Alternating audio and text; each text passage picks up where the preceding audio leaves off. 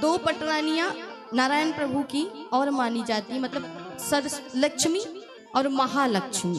तो लक्ष्मी कौन है? जो रुक्मणी बन करके आई है, और महालक्ष्मी कौन है? जो किशोरी राधा रानी। लक्ष्मी भगवान की हर लीला में साथ आती है, हर अवतार में, लेकिन महालक्ष्मी अनंत जन्मों के बाद इस भूमि में आती है अपनी लीला करने, भगवान का साथ देने के लिए। तो वही महालक्ष्मी हमारी किशोरी राधा रानी, और लक्ष्मी है रुक्मणी मैया, और भूदेवी है सत्यभामा जी।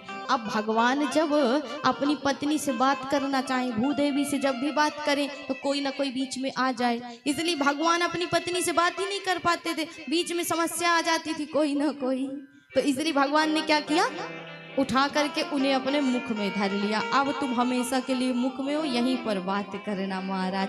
पहला तो संत ये मत दे। दूसरा भाव ये है कि अनंत कोटि ब्रह्मांड भगवान के अंदर निहित है, उनके पेट में अनंत कोटि ब्रह्मांड और भी है महाराज।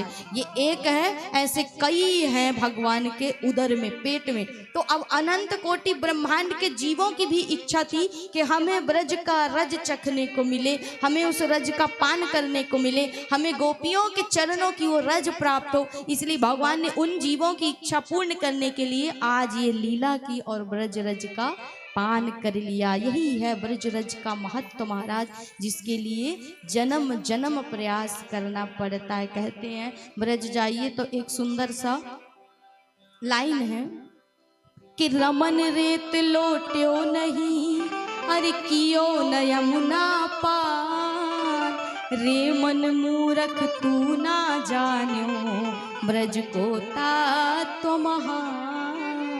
रमन रेती में जब तक आपने खेल नहीं खेला, उस रज में लोटे नहीं, उसके कड़ को अपने शरीर में धारण नहीं किया, उस यमुना के जल का आपने स्पर्श नहीं किया, पान नहीं किया, तब तक आप ब्रज के तत्व से वंचित है, नहीं जान सकते महाराज। इसलिए ब्रज के तत्व को जानना है, उसके भाव को जानना है, तो ये अति आवश्यक है कि भगवान जहाँ खेलते थे, नित्य भगवान जब तक ब्रज में रहे हैं, भगवान ने चरण पादुका नहीं पहनी। क्योंकि भगवान कहते ना, मैया कहती लाला कन्हैया जब तू गौचारण के लिए जाता तेरे पैर जलते हैं, पादुका पहन ले। तो कन्हैया कहते कि मैया देख, पादुका पहनानी है तो पहले मेरी सवरी गौवन को और बछड़न को पहना। अब महाराज 9-9 लाख गाय, उनके इतने सारे बच्चे, कहाँ से पादुका मिलेगी? और गाय को कौन पादुका पहनाता है? बोले लाला जे तो मैया के मुख से अनायास ही निकल गया, ये तो पशु हैं। बोले ना मैया, जे कबहू ना है कहियो, जे मेरी मैया है गौ माता। एक माँ तो एक संतान को जन्म देगी, 2 को देगी, 4 को देगी, लेकिन ये तो पूरी सृष्टि को अपने गोद में रखी हुई है। इसलिए 4 ही स्तंभ हैं इस सृष्टि के, गौ, गीता, गायत्री और गंगा महाराज, और इनके बिना कोई भी मनुष्य अधूरा है। तो